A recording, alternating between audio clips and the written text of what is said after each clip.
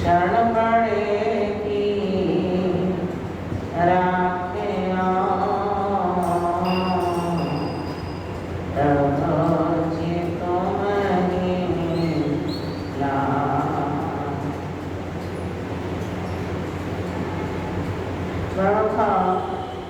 एक बार अपनी मुख रचना को पवित्र करने के लिए सब मिलकर ऊंची और मीठी स्वर से बोले जयकारा बोल मेरे श्री गुरु महाराज की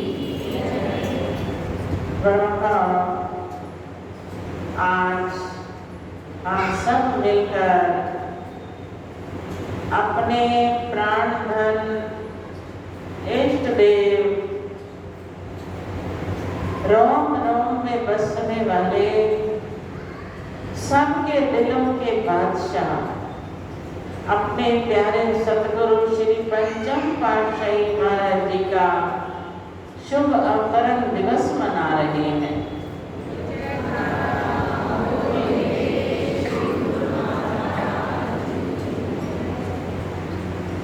दिवस सुहाना घड़ी सुहानी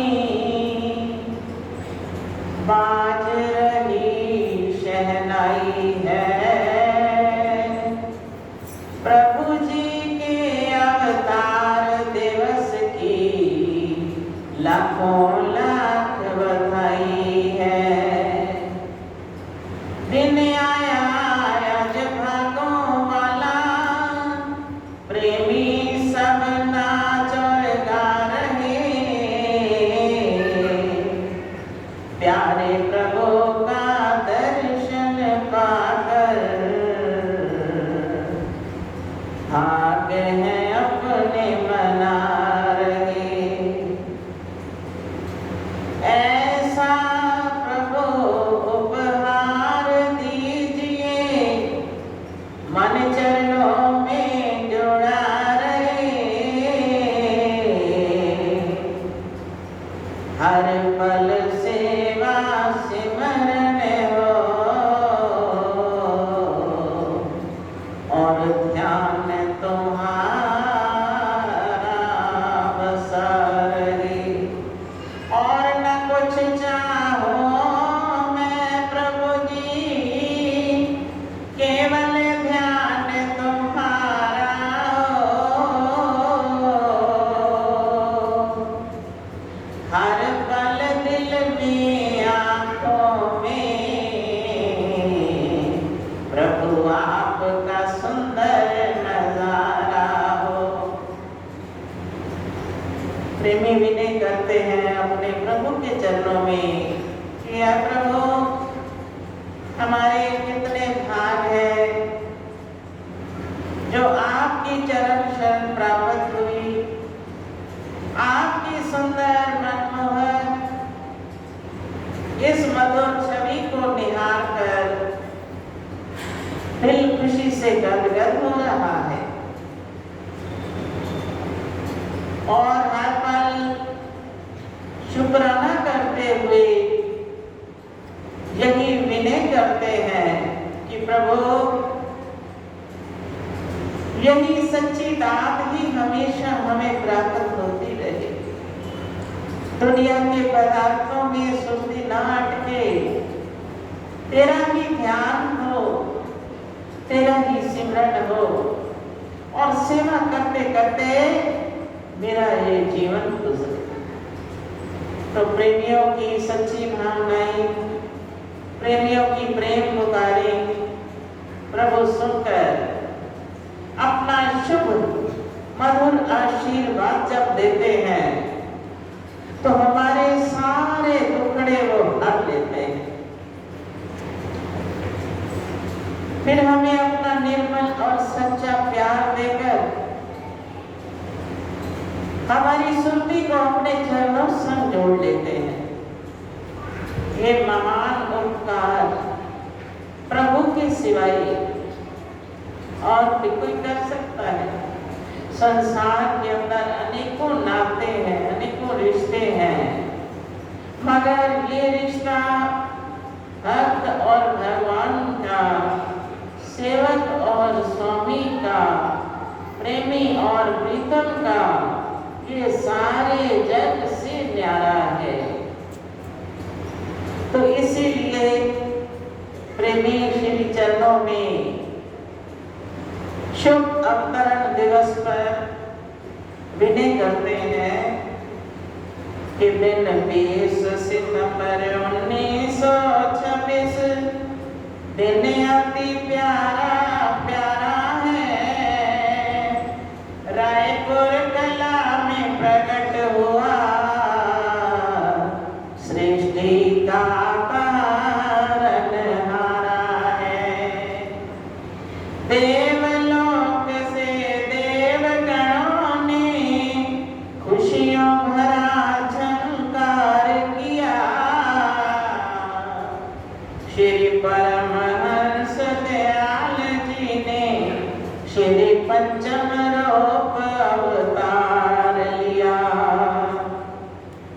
ऋषि मुनि योगी तपस्वी, ऋषि मुनि योगी जनों ने हाथ जोड़ नमस्कार किया, घर घर बजने लगी बधाई, सबने मिलकर जय जयकार किया। धन्य माता श्री ज्ञान देवी, धन्य माता श्री ज्ञान देवी जी, धन्य पिता अर्जुन दास हुए, धन्य हुए सब बंधु बांधव, ग्रामवासी भी धन्य हुए। धन्य रामी का, धन्य रामी नदी का वो तट, जहाँ निश दिन ध्यान लगाते थे, नूरी मुखड़ा तेज नूरानी, देख सब बलि बलि जाते थे। धन्य धन्य वह धरा धन्य, जहाँ सतगुरु चरण छुआए हैं, धन्य धन्य हम गुरमुख सारे, जिन सुंदर दर्शन पाए हैं, जिन सुंदर दर्शन पाए हैं। प्रभु का जब अवतार हुआ तो चारों तरफ बहारें खिल उठी, फिर सब जगह जय जयकार होने लगी, बधाइयां बजने लगी। नूरी मुखड़ा देखकर कौन होगा जो मस्त नहीं हुआ होगा। अर्शों से देवगण भी प्रभु का दर्शन पाकर खुशियां मनाने लगे। फिर बार बार शुक्राना गाकर ऋषि मुनि योगी सब हाथ जोड़ जोड़ कर नमस्कार करने लगे और घर घर बधाइयां बजने लगी। माता ज्ञान देवी को सब बधाइयां देने लगे, लेकिन माता जी के दिल को न जाने अंदर ही अंदर क्या बेचैनी होती कि इसके नूरी मुखड़े को देखकर सारी दुनिया मस्त हो रही है। कहीं ये मेरा बालक मुझसे दूर तो नहीं हो जाएगा, कहीं ये योगी तो नहीं बन जाएगा, कहीं ये साधु तो नहीं बन जाएगा। लेकिन उस माता को और पिताजी को क्या पता कि वो तो सारे जग का कारण हारा स्वयं पार ब्रह्म परमेश्वर हमारे घर बालक बनकर आया है। और माता पिता कितने धन जिन्होंने अपनी गोद में खिलाया, लाड प्यार दिया। फिर आज श्री गुरु महाराज जी के अवतार दिवस पर सब लोग खुशियां मनाते हुए माता पिता का भी यश गा रहे हैं कि धन्य थी वो माता, धन्य थे वो पिता, जिन्होंने स्वयं इस बालक को जन्म दिया। फिर खुशियां मना कर सब यही गुणगान गाते रहे कि प्रभु आप तो सारे दुनिया से सब बच्चों में निराले लगते हो, क्योंकि मुखड़े की झलक, मुखड़े का लोभ देखा नहीं जाता। फिर वो धरती में धन्य जहाँ अवतार लिया, रायपुर कला में तहसील अजनारा और जिला अमृतसर में आज पंजाब की धरती को सब जाकर मस्तक झुकाते हैं कि ऐ पंजाब की धरती, तूने अपनी गोद में प्रभु को ले लिया और अब हमारे इष्ट देव श्री हजूर सतगुरु दाता दयाल जी, उनका तो अवतरण ही श्री आनंदपुर में हुआ, सुखपुर के चक पर, उसी धरती पर जाकर उन्होंने अवतार लिया। तो महापुरुष जब जब आते हैं, जब जब वो नर लीलाएं करते हैं, तो प्रेमी जन इस नजारे को देखकर अपने दिल में खुशियां भरते हैं। त्रेता युग में भगवान श्री रामचंद्र जी महाराज का जब अवतार हुआ, तो उस वक्त वानर सेना ने और अनेकों प्रेमियों ने सेवा करी। तो सब यही विनय करते थे कि प्रभु ऐसा क्यों नहीं करते कि हम हमेशा ही आपके पास रहें। तो द्वापर में कृष्ण महाराज जी ने जब अवतार धारण किया, उस वक्त मुरली की तान पर मस्त होकर गोपियां, सखियां घर बार छोड़कर दौड़ी चली आती थी। तो आके भगवान के चरणों में विनय करती थी कि प्रभु आपकी सेवा से ही आनंद आता है, तो हमें आप हमेशा यही रखो ना। तो उस वक्त भगवान फरमाते कि समय आएगा आप सब हमारे पास रहोगे, हम भी युग युग में आते रहेंगे और आप भी हमारे साथ आकर, ऐसा समय आएगा जब हम और आप एक जगह रहेंगे। तो आज हम देख रहे हैं भगवान श्री अनंतपुर में विराजमान होते हैं, गोपियां, सखियां, गोप गवाले सब कितना आनंद ले रहे हैं। तो इसलिए महापुरुषों का तो हर कार्य सेवक के कल्याण के लिए होता है, मगर हमारी ये आंखें उनको पहचान नहीं सकती, क्योंकि अज्ञानता का पर्दा छाया रहता है। तो हम कैसे उनको पहचाने? फिर वो अपना असल रूप दर्शाने के लिए कभी कभी नर लीला करते हैं। एक बार हमारे श्री पंचम पातशाही महाराज जी विदेश में कृपा फरमाई, जन्माष्टमी का त्योहार था। तो वहां प्रेमियों ने अपने घर बुलाया। अब एक प्रेमी के घर दोपहर का भोजन स्वीकार हुआ, तो बड़े प्रेम से उन्होंने भोजन बनाया। श्री सतगुरु दाता दयाल जी ने उनके घर पर कृपा फरमाई।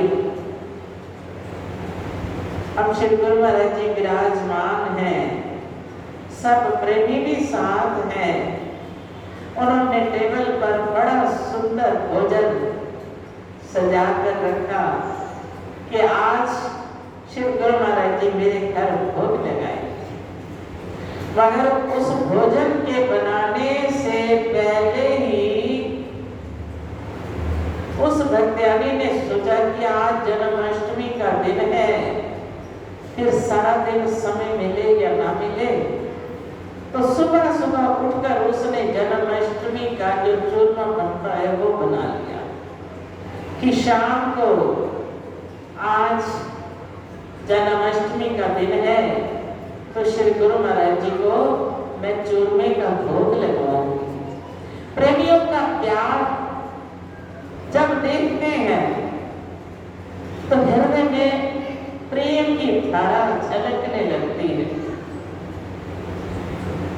कि दूर बैठे हुए भी प्रेमियों के दिल में किस प्रकार प्यार भरा है। अब उसने चूरमा बनाया, एक तरफ रख दिया उसको, और आप भोजन बनाकर श्री गुरु महाराज जी के लिए कमरा भी सजा दिया, भोजन भी सारा वहीं रख दिया। श्री गुरु महाराज जी आए, विराजमान हुए, सारे भोजन पर दृष्टि भी डाली।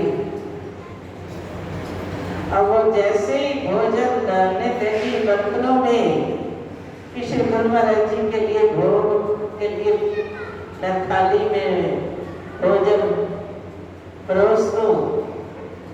अब सब कुछ डाल रही है, सब कुछ डाल के वो थाली श्री गुरु महाराज जी के आगे रख दी। अब श्री गुरु महाराज जी मौन ऐसे भोले बादशाह बनकर बैठे हैं कि मानो उनको पता ही नहीं, मगर उनकी मौज क्या है वो तो हम नहीं जानता। जैसी मौत देखकर हाथ जोड़कर वो प्रार्थना करती है कि स्वामी जी भोग लगा लो। श्री गुरु महाराज जी फिर मौन, सोचती है न जाने कि भोजन में कोई कमी रह गई है, तो हाथ जोड़कर पूछती है स्वामी जी कुछ और भोग लगाने की मौज है तो वो ले आऊं। तो उस वक्त श्री गुरु महाराज जी ने फरमाया कि तू बड़ी प्रेमल है, ये सारे भोजन तो हमारे आगे रख दिए, मगर जो सुबह सुबह उठकर हमारे लिए चूरमा बनाया था वो तो लाई नहीं। अब श्री गुरु महाराज जी ने जब वचन फरमाए उसके प्रेम का कोई ठिकाना नहीं रहा, आंखों से प्रेम अश्रु बहने लगे और मन में सोचने लगी कि जिनके लिए मैंने चूरमा बनाया सब प्रभु आप ही रूप बदलकर मेरे सामने विराजमान है, लेकिन सामने बैठी हुई भी मैं पहचान नहीं पाई। तो फिर दौड़ी दौड़ी गई, वो चूरमा ले आई। श्री गुरु महाराज जी ने पहले तो उस चूरमे को भोग लगाया, फिर वो जो भोजन बनाया था उस भोजन का भोग लगाया और सबको प्रसाद दिया। फिर माखन निकाला हुआ था, उस माखन से लेनाई करने लगे। तो बार बार वो कहने लगी बलिहार जाऊं प्रभु आप पे कि आप कभी कोई रूप बनाते हो, कभी कोई रूप बनाते हो, मगर मैं आपको क्या कहूं कि तन राम कहाँ या मैं श्याम का, तो दे दो नामा पीर मेरे सतगुरु तनु राम कहाँ या श्याम का, तो दे दो नामा पीर मेरे सतगुरु तनु राम कहाँ या श्याम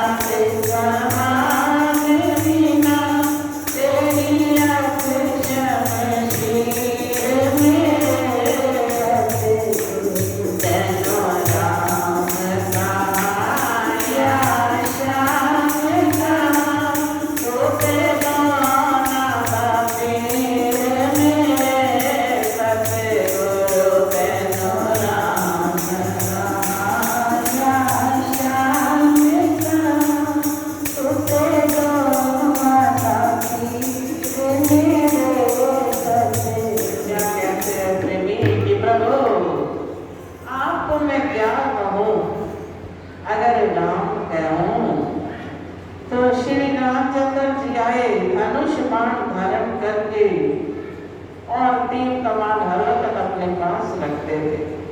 उन तीरों से उन्होंने राक्षसों का नाश किया। धनुष धारण किए हुए प्रभु कितने प्यारे लगते।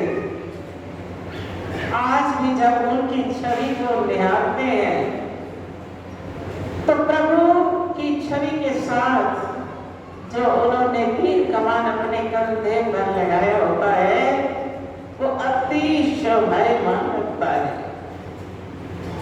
उस वक्त राक्षसों का नाश करने के लिए उन्हें वो रूप धारण करना पड़ा।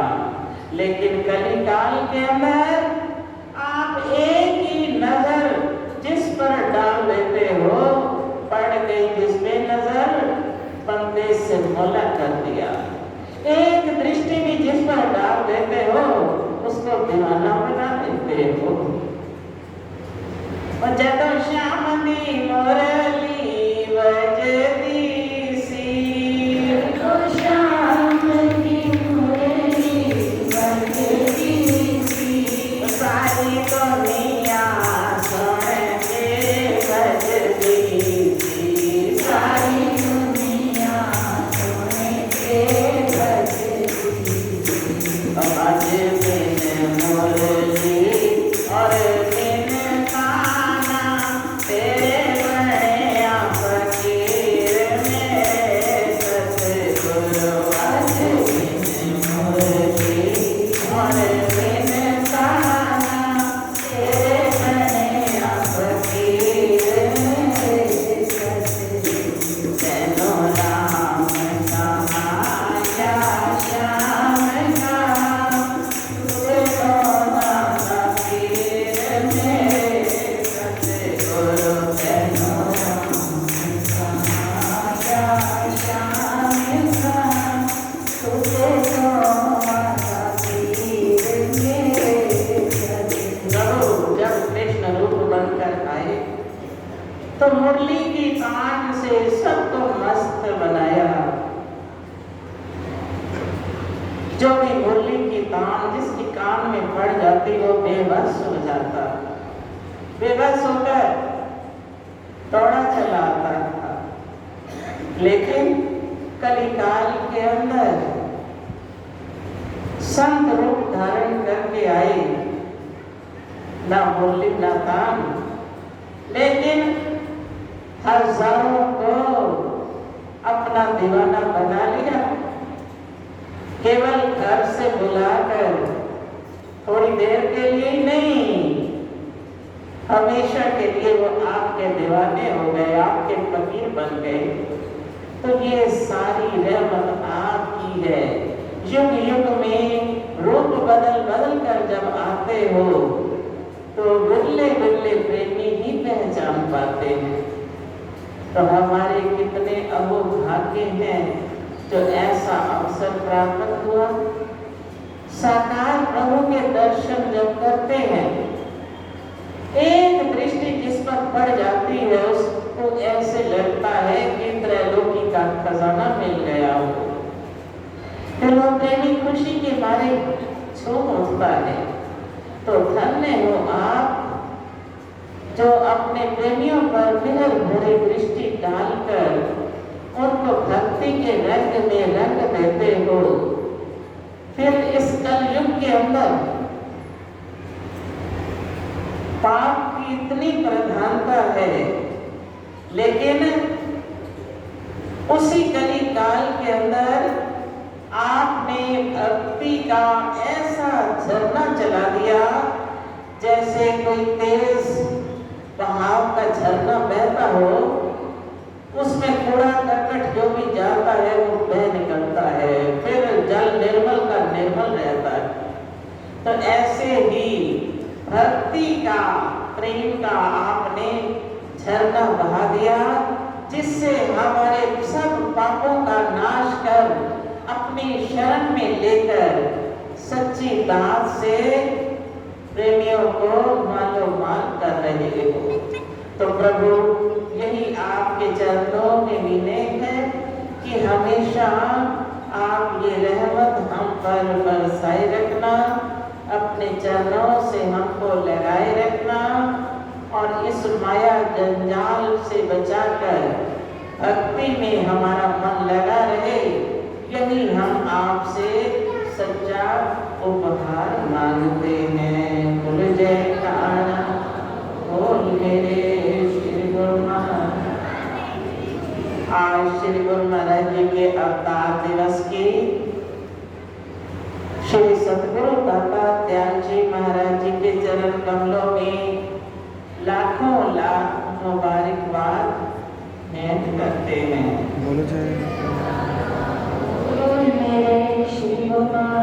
फिर सब प्रेमी गुरुमुखों को भी आज शुभ अवतरण दिवस की बहुत बहुत मुबारक हो।